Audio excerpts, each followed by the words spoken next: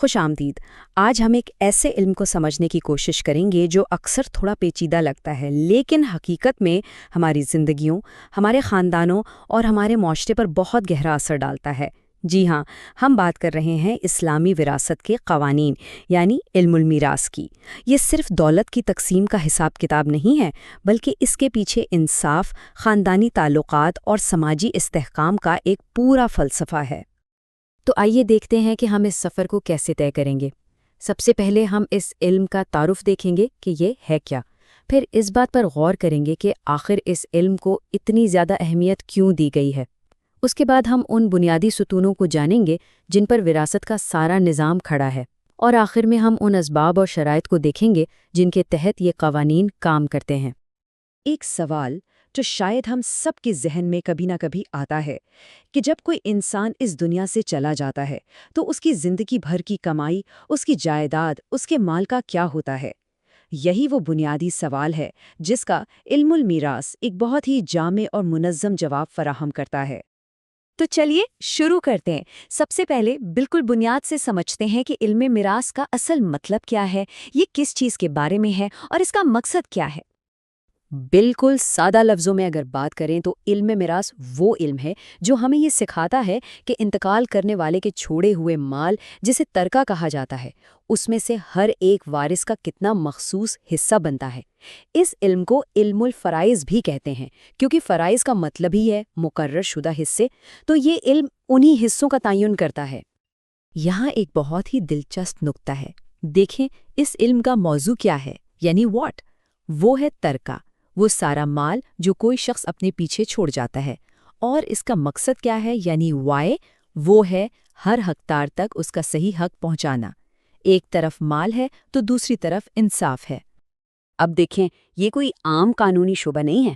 اسلامی روایت میں اس علم کو جو مقام دیا گیا ہے وہ سن کر حیرت ہوتی ہے۔ اسے ایک بہت ہی خاص نام دیا گیا ہے۔ جی ہاں، نصف علم یعنی آدھا علم۔ یہ کوئی معمولی بات نہیں ہے۔ ایک لمحے کے لیے سوچئے، دنیا میں علم کے جتنے بھی شعبے ہیں، سائنس، طب، تاریخ، فلسفہ، ان سب میں سے صرف ایک شعبے کو آدھے علم کا درجہ دیا جا رہا ہے۔ یہ خود اس کی غیر معمولی اہمیت کو ظاہر کرتا ہے۔ اور یہ درجہ اسے کیوں ملا؟ اس کی بنیاد ہے یہ حدیث مبارکہ جس میں فرمایا گیا، علم فرائض سیکھو اور سکھاؤ، کیونکہ یہ نصف علم ہے۔ اس سے اس علم کی اہمیت کا اندازہ بخوبی لگایا جا سکتا ہے۔ اچھا، تو اس کی اہمیت تو ہم نے دیکھ لی، اب آتے ہیں اس کے ڈھانچے کی طرف۔ وراثت کا پورا عمل آپ سمجھیں صرف 3 بنیادی اور لازمی چیزوں پر ٹکا ہوا ہے۔ اگر یہ 3 چیزیں موجود نہ ہوں تو وراثت کا سوال ہی پیدا نہیں ہوتا۔ صرف 3؟ اور یہ اتنے ضروری ہیں کہ انہیں وراثت کی عمارت کے 3 ستون کہا جا سکتا ہے۔ اگر ان میں سے ایک بھی ستون غائب ہو تو پوری عمارت قائم نہیں رہ سکتی، یعنی وراثت کا عمل شروع ہی نہیں ہو سکتا۔ تو یہ 3 ستون ہیں۔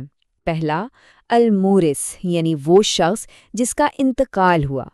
دوسرا، الوارث یعنی وہ شخص جو وارث بننے کا حقدار ہے اور زندہ ہے۔ اور تیسرا، الترکہ یعنی وہ مال جو پیچھے چھوڑا گیا ہے۔ پہلا ستون المورث، یہ وہ شخص ہے جس کا انتقال ہوا ہے اور جس کی جائیداد اب تقسیم ہونی ہے۔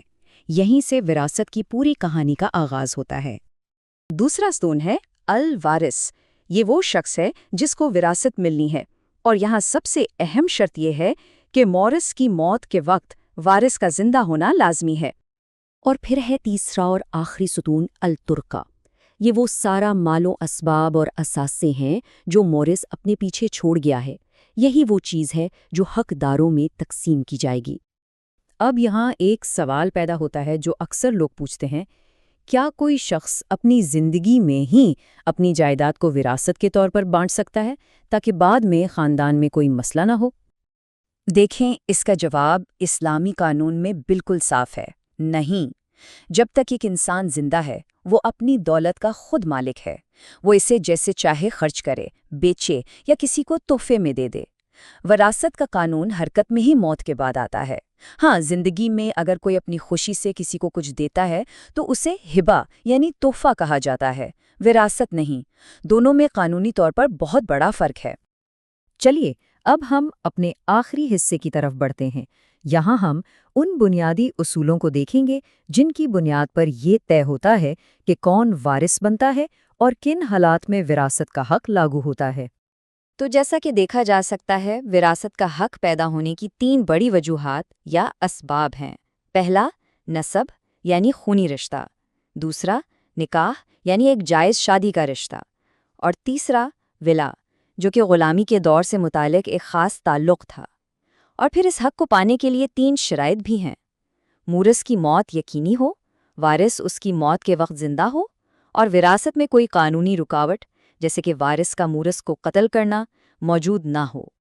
تو آئیے اس پوری گفتگو کے اہم نکات کو ایک بار پھر دہرا لیتے ہیں۔ علم میراث دراصل مرنے والے کی جائیداد کی تقسیم کا علم ہے۔ اس سے اسلامی روایت میں نصف علم کا عظیم درجہ حاصل ہے۔ وراثت کے لیے 3 ستون لازمی ہیں: مورث، وارث اور ترکہ۔ وراثت کا قانون صرف اور صرف موت کے بعد لاگو ہوتا ہے، اور اس کے لیے کچھ خاص اسباب اور شرائط کا پورا ہونا بھی ضروری ہے۔ اور آخر میں ایک سوال جو سوچنے پر مجبور کرتا ہے، کیا وراثت کا علم صرف مال اور جائیداد تقسیم کرنے کا ایک فارمولہ ہے، یا یہ اس سے کہیں بڑھ کر کچھ ہے؟ کیا یہ خاندانی رشتوں کو جوڑنے، معاشرے میں معاشی انصاف قائم کرنے اور سب سے بڑھ کر ایک الہی حکم کی پیروی کا ذریعہ ہے؟ اس پر ضرور سوچیے گا۔